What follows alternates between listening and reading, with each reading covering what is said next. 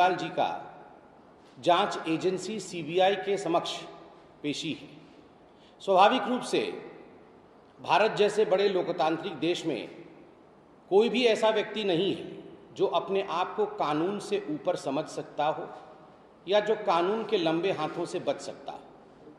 तो आज कानून की प्रक्रिया पूरी होगी। जहां तक जांच एजेंसियों का सवाल है, सीबीआई, ईडी इत्यादि, ये प्रोफेशनल बॉडीज होते हैं। ये भावनाओं के आधार पर काम नहीं करते हैं, ये तथ्यों के आधार पर काम करते हैं। ये काम करते हैं कि फैक्ट्स क्या हैं, they work on the basis of facts.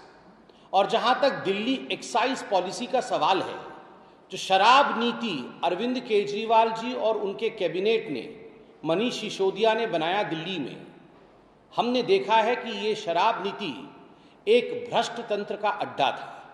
भ्रष्टाचार को किस प्रकार बढ़ावा दिया है ये जनता जानती है। अब स्वाभाविक है, जब एक होलिस्टिक अप्रोच के साथ, एक सर्वांगीण अप्रोच के साथ सीबीआई और जांच एजेंसी आगे बढ़ती है, तो सबसे पहला सवाल उठता है कि क्या केवल मनीष सिसोदिया ने ही ये एक्साइज पॉलिसी बनाया या इसके पीछे कुछ और लोगों का हाथ था। और स्वाभाविक रूप से ये प्रश्न उठता है और जांच एजेंसी जानने की कोशिश करती है कि हु इज और who rather was the kingpin of the Delhi excise liquor scam. जो दिल्ली एक्साइज स्कैम, जो शराब नीति बनाई गई और ये जो भ्रष्टाचार हुआ है, उसके पीछे सरगना कौन है, कौन इसके पीछे दिमाग लगाए हुए है, यह सीबीआई और जांच एजेंसीज इसके जड़ तक पहुंचने की कोशिश करती है। और बहुत कुछ तथ्य आज जनता के समक्ष पब्लिक डोमेन में मौजूद है। क्या ये हकीकत नहीं है जो हमने अभी न्यूज़ में भी देखा और ये पब्लिक डोमेन में है कि मनीष सिसोदिया जी के जो सेक्रेटरी थे, उन्होंने मजिस्ट्रेट के सामने कबूला है कि ये जो 2021 में मार्च के महीने में दिल्ली एक्साइज पॉलिसी बनाने के लिए उन्हें कहा गया और उन्हें जो डॉक्यूमेंट दिया गया, वो अरविंद केजरीवाल जी मुख्यमंत्री के घर में हुआ। मुख्यमंत्री जी के घर पर मनीष सिसोदिया जी के सेक्रेटरी को ये सारे डॉक्यूमेंट दिए गए कि ये एक्साइज पॉलिसी है और इसे लागू कराना है। तो स्वाभाविक है, अगर मजिस्ट्रेट के सामने ऐसा बयान दिया गया है तो पूछताछ तो होगी। Who was the driving force behind this scam? ये जो शराब का स्कैम हुआ है दिल्ली में, उसके पीछे ड्राइविंग फोर्स कौन है, ये तथ्यों के आधार पर जरूर सीबीआई सामने लाने की कोशिश करेगी। मित्रों, जहां तक अरविंद केजरीवाल जी का सवाल है, अरविंद केजरीवाल जी को लगता है कि दस्ताने पहनकर भ्रष्टाचार करने से शायद भ्रष्टाचार पता नहीं चलता है। Just because I have wiped off my fingerprints, just because I have not left my fingerprints at the scene of crime, that does not mean I am absolved of the sin of committing the crime. मैंने दस्ताने पहन रखे हैं और मैंने मौकाए वारदात पर उंगलियों के निशान नहीं छोड़े हैं, उसका अर्थ यह नहीं होता है कि मैंने जुर्म नहीं किया है।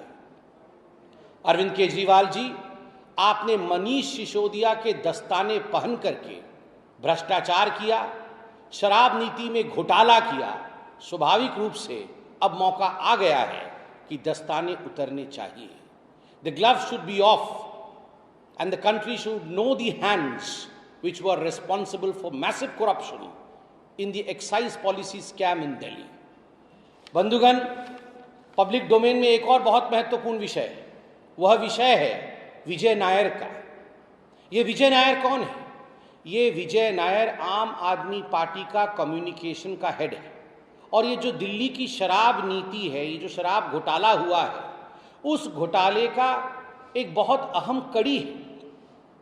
अभी थोड़े दिन पहले आप सभी ने न्यूज़ में देखा होगा कि ईडी ने, एनफोर्समेंट डायरेक्टरेट जो एक जांच एजेंसी है, इस एनफोर्समेंट डायरेक्टरेट के चार्जशीट में उन्होंने स्पष्ट रूप से लिखा कि ये जो विजय नायर है, उसने मीटिंग फिक्स करने की कोशिश की अरविंद केजरीवाल और समीर महेंद्रू।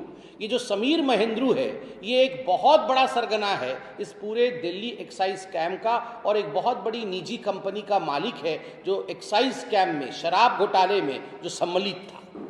तो विजय नायर ने कोशिश की इन दोनों की मीटिंग हो, अरविंद केजरीवाल और समीर महेंद्रू की, मगर किसी कारणवश ये मीटिंग नहीं हो पाई और अंततोगत्वा फाइनली एक फेस टाइम के माध्यम से अरविंद केजरीवाल ने समीर महेंद्रू को ये एडवाइस दिया, उन्होंने ये डायरेक्शंस दिया कि आप चिंता मत करिए, ये जो विजय नायर है ये हमारा आदमी है, आप जो ये कहे उसी हिसाब से चलिए, काम ठीक हो जाएगा, काम ठीक हो जाएगा।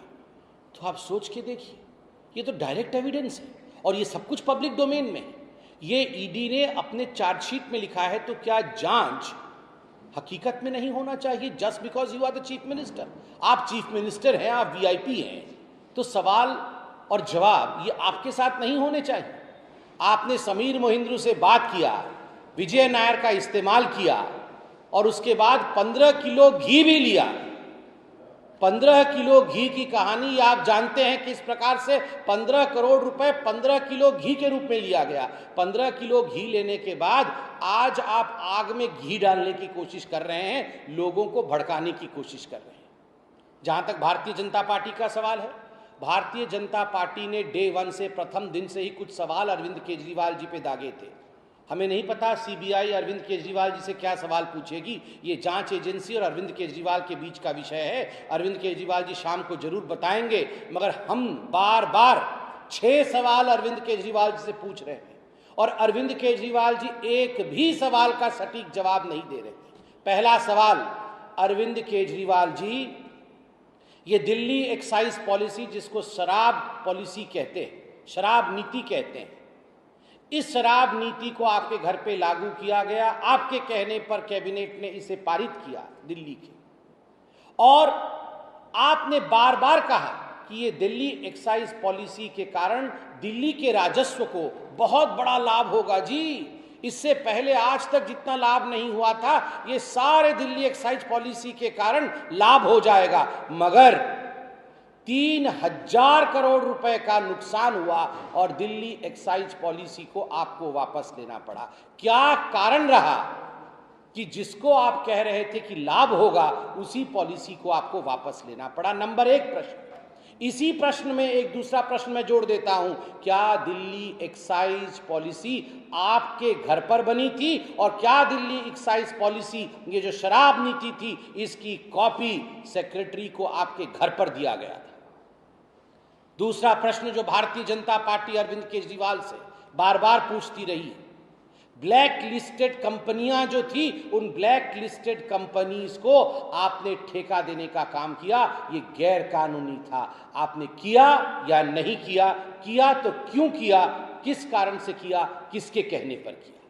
तीसरा, क्या ये हकीकत नहीं है कि जो होलसेलर्स थे, जो ठेकेदार थे, उनका जो कमीशन होता है शराब बेचकर, उस कमीशन को 2% से 12% बढ़ाने का काम किया और 6% कमीशन आपने ब्लैक मनी के रूप में पीछे के दरवाजे से आम आदमी पार्टी में लिया। इसी को शायद 15 किलो घी आप कहते थे। 2% से 12% कमीशन आपने बढ़ाया या नहीं बढ़ाया, इसका जवाब दीजिए। चौथा प्रश्न, क्या यह हकीकत नहीं है कि शराब नीति बनने से पहले एक कमेटी बनाई गई थी, जिस कमेटी में एक्साइज कमिश्नर भी थे? उन्होंने कुछ रिकमेंडेशंस दिए थे कि ये कानून सम्मत होगा, कानून के मुताबिक एक्साइज पॉलिसी इस प्रकार से बननी चाहिए। अरविंद केजरीवाल जी, क्या कारण था जो इन रिकमेंडेशंस को ताक पे रख दिया गया, इन सुझावों को ताक पे रख दिया गया और आपने अपने मन मुताबिक नई शराब नीति बनाई? किसके फायदे के लिए? पांचवा प्रश्न, क्या यह हकीकत नहीं है कि 144 करोड़ रुपया आपने अपने मित्रों का, अपने यारों का, जो ठेकेदार थे शराब के, उनका आपने माफ किया? क्या कारण था? और अंतिम प्रश्न और छठा प्रश्न है, ये विश्व में पहली बार हुआ होगा। आज अरविंद केजरीवाल जी कह रहे थे हिंदुस्तान को नंबर 1 देश बनाना होगा जी, और मैं ही हिंदुस्तान को नंबर 1 देश बनाऊंगा। शराब बेचकर आप हिंदुस्तान को नंबर 1 देश बनाएंगे? स्कूल के सामने शराब की दुकान, पूजा घर के सामने शराब की दुकान, कॉलोनियों में हर जगह शराब की दुकान, एक बोतल के साथ एक बोतल मुफ्त, ये पॉलिसी बना के आप हिंदुस्तान को नंबर 1 देश बनाएंगे?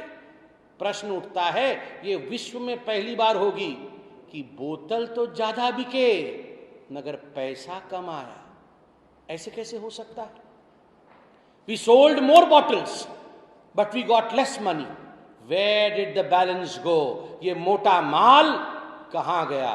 ये घी जो निकलता है, आपने बोतल ज्यादा बेचे, पैसा कम आया, बीच की मलाई और घी ये किसके पास गया? ये छठा सवाल है। अरविंद केजरीवाल जी, आज आपने प्रेस कॉन्फ्रेंस किया, आपने कहा कि भारत से मुझे बेइंतहा प्यार है।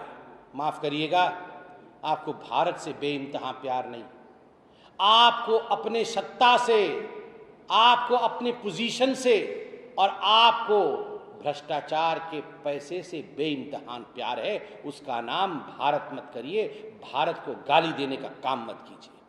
अरविंद केजरीवाल जी, आपने कहा कि ये जो भारतीय जनता पार्टी की सरकार है, ये लोगों को सीबीआई इन्वेस्टिगेशन के लिए बुलाती, उनको जेल में डालने की धमकी देती है और ये अहंकार है। केजरीवाल जी, आप आज से 10 साल पहले के वीडियो निकाल कर देखिए। वो डबल एक्सेल का शर्ट, आपका वो टीवी के सामने आना, आके हर दिन शाम को 4 बजे एक प्रेस कॉन्फ्रेंस करना। देश में ऐसा कोई नेता नहीं बचा था, लालू प्रसाद यादव, सोनिया गांधी, राहुल गांधी और तो और देश के राष्ट्रपति प्रणब मुखर्जी जी तक को आपने नहीं छोड़ा था। आपने कहा था ये सारे भ्रष्ट हैं जी। भ्रष्ट भी नहीं कहते थे, आप कहते थे ये सारे चोर हैं और सारे चोरों के एविडेंस हमारे पास मौजूद है। मैं सत्ता पर आऊंगा, सबको एक एक करके जेल के सलाखों के पीछे भेजूंगा। आप तो जेल के सलाखों के पीछे, आप सत्ता में थे नहीं। आप सत्ता में नहीं होने के बावजूद नाम लेकर लिस्ट जारी कर कर कहते थे इन सब लोगों को जेल भेजेंगे। आज आप अगर मोटा माल भ्रष्टाचार का कमा रहे हैं तो क्या आपके मंत्रियों को जेल नहीं जाना चाहिए? जेल जाना चाहिए। वो मंत्री जेल में हैं और उनको बेल नहीं मिल रहा है क्योंकि कानून के विरोध में काम किया है। क्या आपकी पूछताछ नहीं होनी चाहिए? बिल्कुल होनी चाहिए, क्योंकि आपने भ्रष्टाचार किया है, यह नीति आपने बनाया है। आपने कहा 75 वर्षों तक यह देश गरीब घोटालों से मारा हुआ देश। बिल्कुल सच कहा। कांग्रेस के राज में यह देश भ्रष्टाचार का अड्डा बना हुआ था और आज कांग्रेस के अध्यक्ष मल्लिकार्जुन खड़गे ने आपको फोन करके सोनिया जी के समर्थन को जताया है कि चिंता मत करिए केजरीवाल जी, आपके पीछे सोनिया जी खड़ी हैं, आपके पीछे राहुल गांधी खड़े हैं, हम अरविंद केजरीवाल के लिए लड़ेंगे। आज अरविंद केजरीवाल जी, सोनिया जी और राहुल जी एक हो गए हैं। ये भ्रष्टाचारियों की बारात निकली और आजकल एक ये नया फिनोमिना चल गया है। मतलब आप भ्रष्टाचार करेंगे, मोटा माल कमाएंगे, जांच एजेंसी आपको जांच के लिए बुलाएगी तो बैंड बाजा बारात लेके जाएंगे।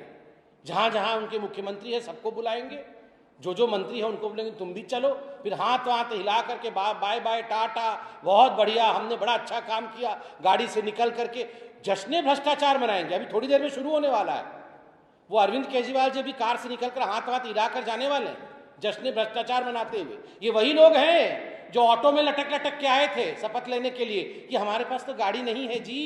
सिर्फ केजरीवाल जी के पास वो नीली गाड़ी थी, बाकी तो किसी के पास गाड़ी नहीं थी। सब ऑटो में आए थे, याद करिए, लटक लटक के, दो इधर लटके थे, दो उधर लटके थे। हमारे पास तो गाड़ी नहीं है जी, हमारे पास तो कुछ भी नहीं है जी।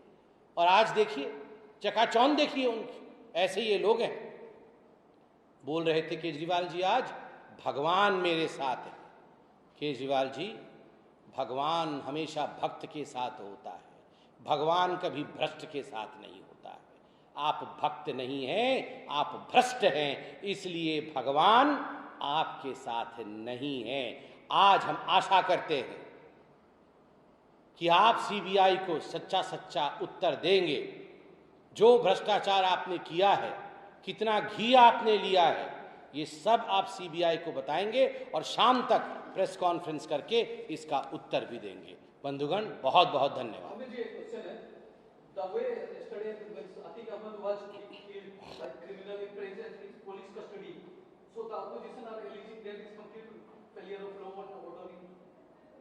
See, today I have held this press conference on a particular subject.